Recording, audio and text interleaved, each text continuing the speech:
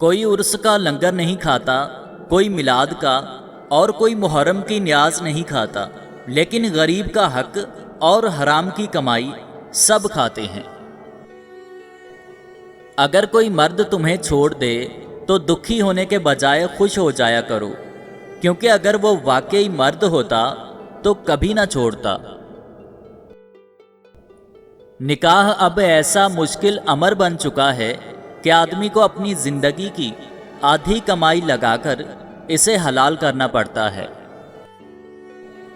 اپنے آنسوؤں کو اتنا مہنگا کرو کہ کوئی انہیں خریدنے کی کوشش نہ کرے، اور اپنی مسکراہٹ کو اتنا انمول کرو کہ ہر کوئی اس کو پانے کی چاہت کرے۔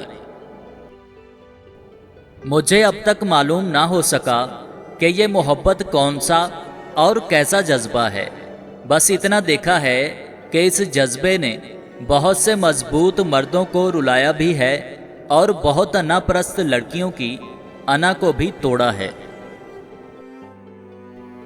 جب مرد کو کسی عورت کی یاد تڑپاتی ہے تو یہ ایک نشانی ظاہر ہوتی ہے، یعنی وہ مرد مرجھایا مرجھایا سا رہنے لگے گا اور آپ کو بھی عجیب سی بے چینی محسوس ہوگی۔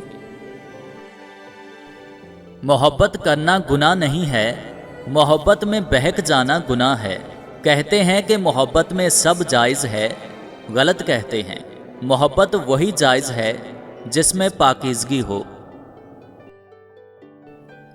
یا اللہ، تو رات کو جس طرح دن میں بدلتا ہے اسی طرح ہماری پریشانیوں کو آسانی میں بدل دے۔ آمین ثم آمین۔